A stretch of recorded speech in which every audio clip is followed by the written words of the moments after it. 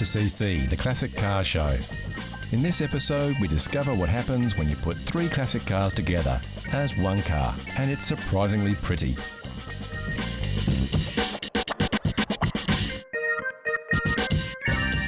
We get a closer look at a car many consider well before its time, and we tend to agree. Also on the show, how well do you know your chrome? We get tricky with some classic memory testing. We'll look at a car of today that may well turn out to be a classic of tomorrow. Plus we do a little treasure hunting and take a look at a barn find for all you restoration fanatics.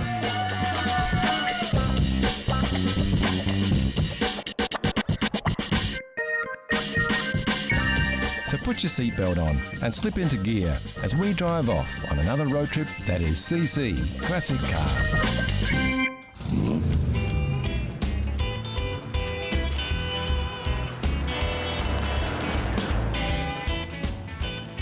While the car industry in Europe and the USA was booming in the post-war climate, other countries struggled with expensive supply chains versus their own local industries. Of course, most of the development of new styles and technologies was coming out of the USA in the 1950s.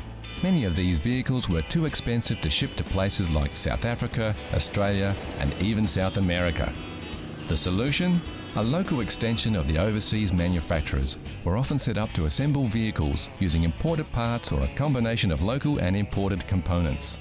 One of these operations was Chrysler in Australia. Chrysler produced many US models down under various monikers. From Dodge to DeSoto, Chrysler Australia competed with the local manufacturer Holden and US rivals Ford and Chevrolet for market share. From the mid to late 50s, it became plain to see that it was still too expensive for Chrysler to produce several different models from the US, so it was decided one single car would serve all.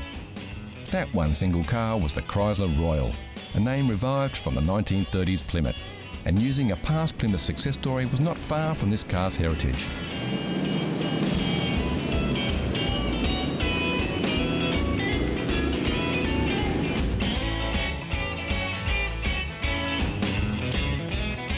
The Chrysler Royal was a compilation of three cars: the Plymouth Belvedere, the Dodge Kingsway, and the DeSoto Diplomat. The running gear was based on the Plymouth, and the styling was taken from all three vehicles to create this spectacular and surprisingly elegant Royal. The long tail fins on the rear were from the 1956 Plymouth, even down to the thin vertical tail lights. The side trim and lower rear quarter were originally styled from the 56 DeSoto, although this Series 2 model, the AP2, takes its inspiration from the Plymouth Fury. The front end is influenced by all three vehicles. There was quite a lot of fuss associated with the tail fins of the AP2 Royal. When this Series 2 model was released, the high rear tail fins were marketed as an optional extra, although it seems most vehicles were sold with them. Such a styling cue was unusual to be an option, and some felt it was a cost-cutting exercise by Chrysler to restyle the rear of the car without having to retool the production line.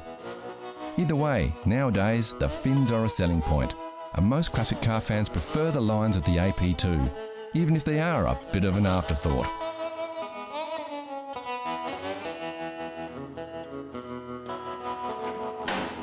Under the bonnet, buyers could choose a moderate 6-cylinder power plant that was matched with either a 2-speed auto transmission or a 3-speed manual, or, added to the lineup after initial release, a 220 horsepower V8 engine, imported from a Chrysler affiliate in Canada.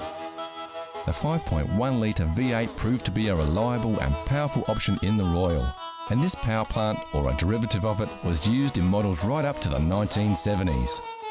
The V8 became the buyer's choice for this heavy vehicle, as it competed well in the marketplace with the Fords of the time, and fuel prices were not an issue in the late 50s. The automatic transmission in the Royal was called the Power Flight, and was a 2-speed push-button automatic, something that really didn't catch on. The technology behind the Power Flight, labelled the Torque Flight in the US, was groundbreaking, and the essential mechanics behind the transmission was used right up until the early 1990s. There were a few issues with the push-button system on the Royal though, and dropping the car into first gear while already travelling in reverse was possible. This no doubt increased tyre sales.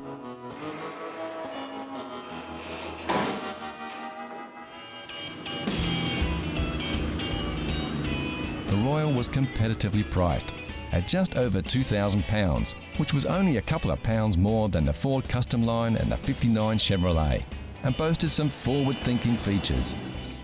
These included power-assisted brakes, full-time power steering, dual sealed beam headlights, a non-glare instrument panel, pull-out door handles, and even controlled ventilation. The Chrysler Royal was never really considered a success story and was soon outsold by the Dodge Phoenix, actually a rebadged Plymouth, sealing its fate by 1964. In total, about 18,500 Royals were sold between 1957 and 1964.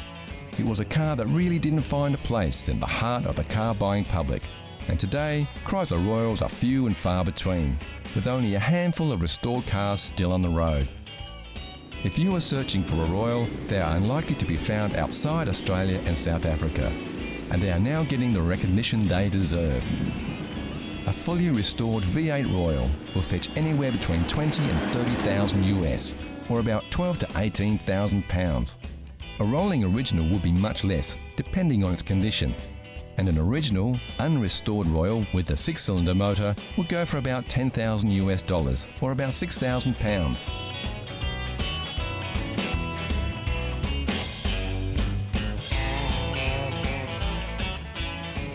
Looking at this beauty though, it's no doubt that time has done wonders for this unique vehicle. Sure, it's not a Plymouth or a DeSoto or a Dodge, and its value hasn't escalated like the '59 Chevy or even a Ford Custom Line, but it is an original, and it's a piece of classic car history.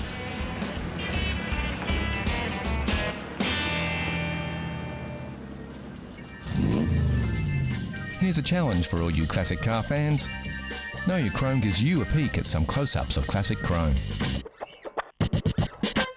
Look at the shapes. Do you recognise the lines? Can you tell which car sports this shiny styling?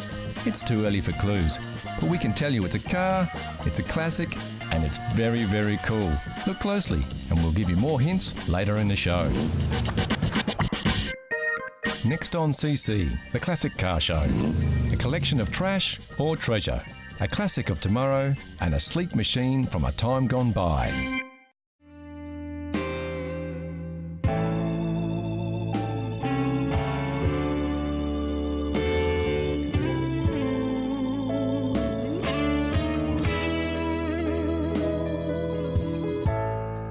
We went for a drive in the country and discovered this treasure trove of old classics.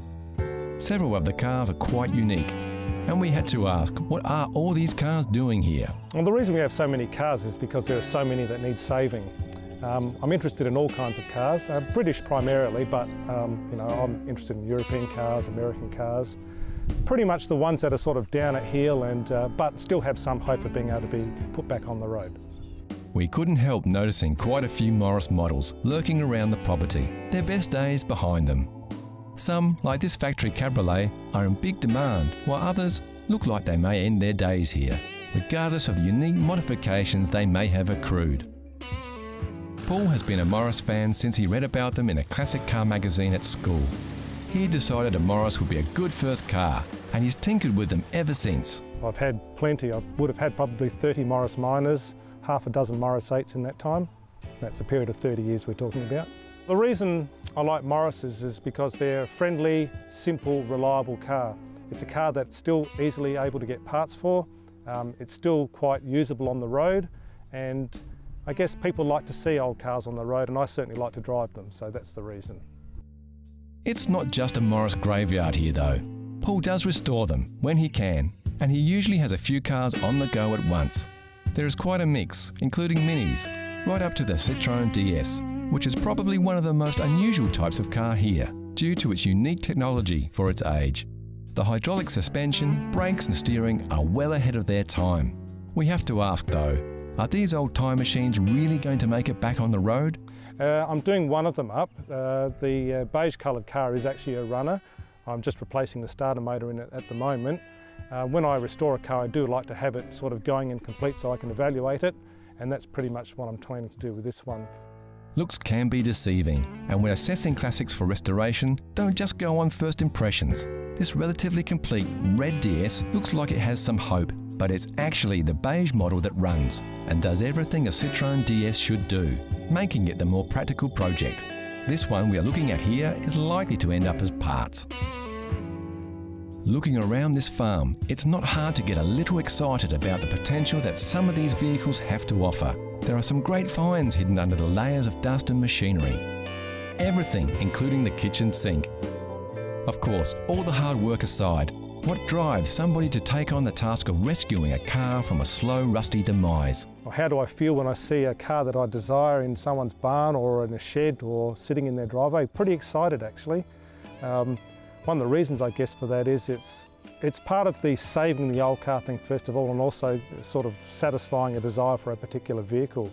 And it's in no doubt that plenty of cars have been saved from rotting away under an old tree in a paddock, thanks to Paul and his love of classic cars.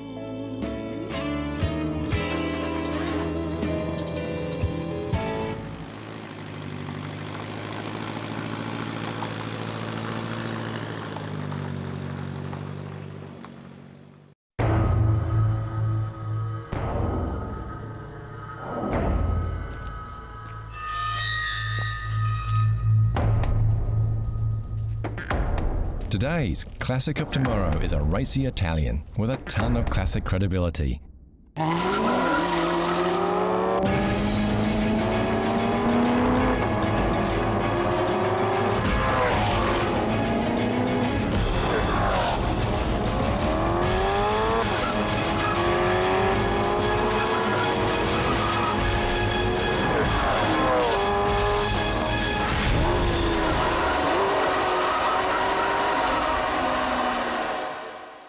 This is the Maserati Gran Turismo MC Stradale. It's powered by a 4.2-litre V8 engine that delivers 450 horsepower that will guarantee this machine not only looks good, but has the performance to match. Improvements had been made to the aerodynamics of the car without compromising its distinct styling, and the top speed is said to be over 180 miles per hour or 290 kilometres per hour.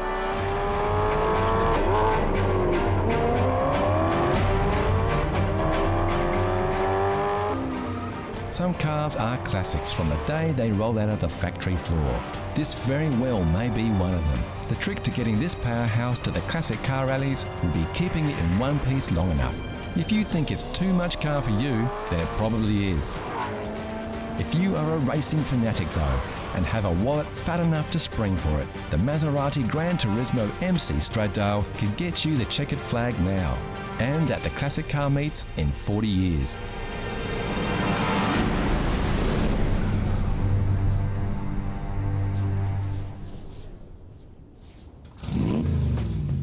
Meet the Morrises. These two classics are Morris Minor 1000 series, built between 1956 and 1971. These bubbly vehicles were conceived to combine the superior handling and stylish roomy interior of a quality motor car, with a more suitable price range for average family motoring. Morris Minors are famous for their quirky looks and less than impressive performance. The original Minor MM series was produced between 1943 and 1953. The affordable car design featured a 918cc side valve straight 4 engine, producing a mere 27.5 horsepower with a top speed of 103 kilometres per hour. Minor Series 2 was introduced in 1952 with an updated Austin-designed 803cc power plant. Although the engine felt more powerful than its predecessor, it proved to be a poor performer. That didn't stop fans of the economical little family runabout from eagerly snapping up the British people's car that came in both 2-door and 4-door models. The vehicle was again updated in 1956 to the Minor 1000 series, like the ones we see here. The original split windscreen was replaced with a single curved one-piece and a larger rear window. The new model had a top speed of 124 kilometres per hour, as long as you had no passengers. The Morris Minor became the first British car to sell over 1 million units in 1961, proving price, style and reliability was just as important, if not more, than performance. And the Morris Minor reliability is still put to the test today. Morris Minors are amongst the best-served family-sized classic cars and continue to gain popularity amongst classic car lovers. This is reflected by the increasing number of restored and improved Morris Minors still getting round the whole family, even if they do arrive a little late. So how well did you go with your first peek? How well did you know your chrome? Here's a quick update. Did you guess it right away, or are you still pondering? Take a look at these shots. We're showing you a little more of the car here, so you should be able to pick it. The answer is coming soon.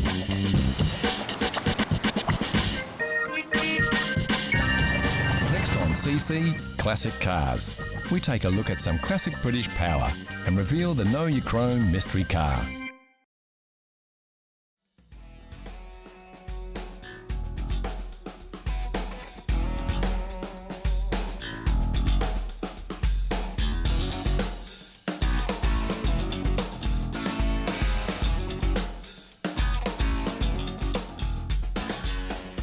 Power. Some say it's the ultimate experience. If you see a Jensen Interceptor driver, why don't you ask them?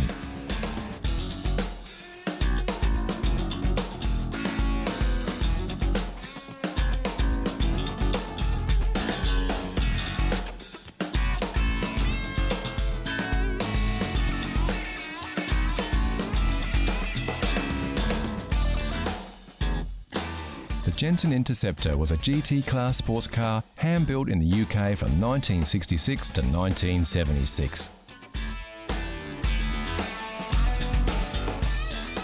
Flying in the face of fuel scares, this muscle machine from a bygone era oozed style and its own look to the future, while packing some serious CCs under the hood.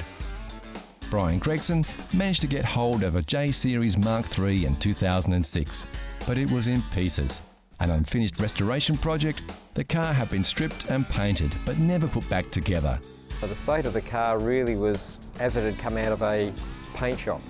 Still had masking where the tail lights were, had no glass in it apart from the rear window. It only had the driver's seat console and dashboard inside the car. The engine was sitting there with no radiator connected to it, and it was just a rolling shell. Brian managed to track down the previous owner, who had the majority of the missing parts, making his restoration job much easier. As it was already painted, it was just a case of getting this sleek machine back on the road. Apparently a J Series Mark III Interceptor is the car to have. It's the better Interceptor, and I built it all up myself, put it back together. Okay, it was painted when I got it, but it's a rolling restoration project.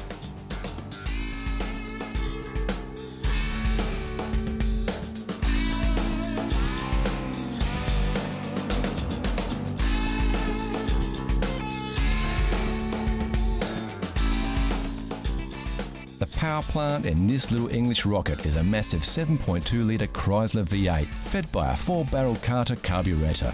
This is the same block sitting under the hood of an Aston Martin DB8. With this much power at your mercy and some snappy 60s styling, the Jensen Interceptor was almost reaching supercar status. The car itself is fantastic to drive. It steers straight down the road. It's very well balanced. The motor is actually sitting behind the front axle, so it just spreads the weight evenly across the front and rear axles, and it steers. You point it around the corner, it goes around the corner.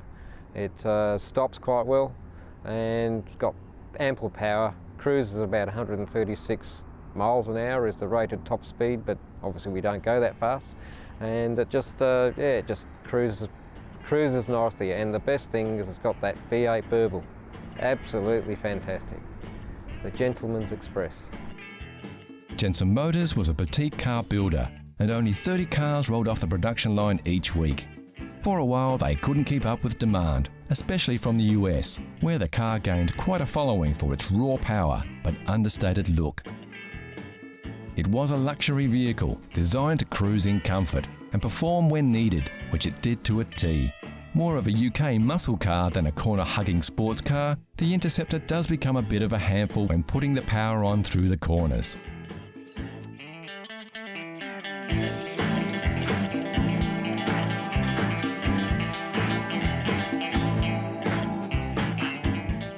The build quality of the Jensen Interceptors was second to none, and rivaled Aston Martin as the executive car to own at the time. The steel body was a new direction for Jensen motors that had previously used fiberglass, also known as glass-reinforced plastic, for their car bodies.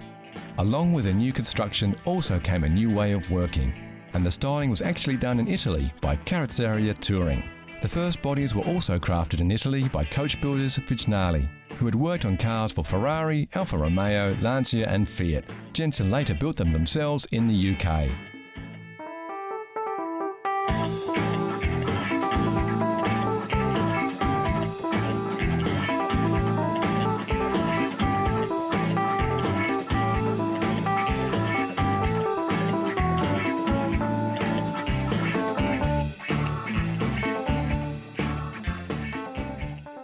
Reliability of the Jensens are, if you maintain them well, they will get you wherever you want, whenever you want, on time and without any hassles.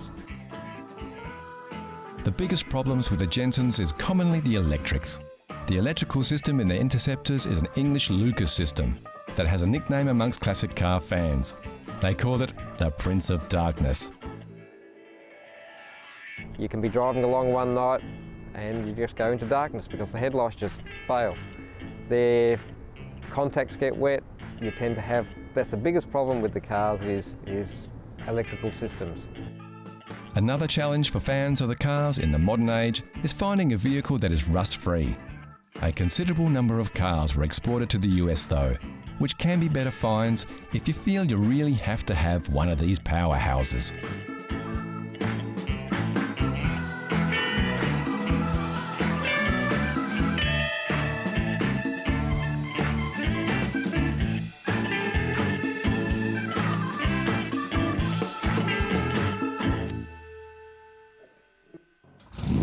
So how well did you know your chrome? If you said it was a Volvo P1800, you'd be right. Designed in the late 1950s but not put into production until the 60s, the Volvo P1800 is famous as the car of the British TV spy, The Saint.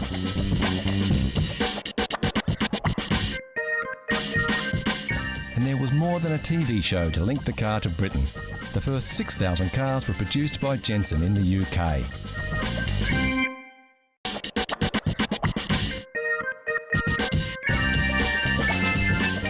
When you're out on the road, take a look around at just how many classic cars are still running and turning heads wherever they go.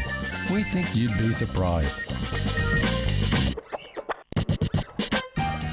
From classic American cruisers to sporty European runabouts, cars from a long-gone era are still around. You never know, the car you're driving now might one day be a classic.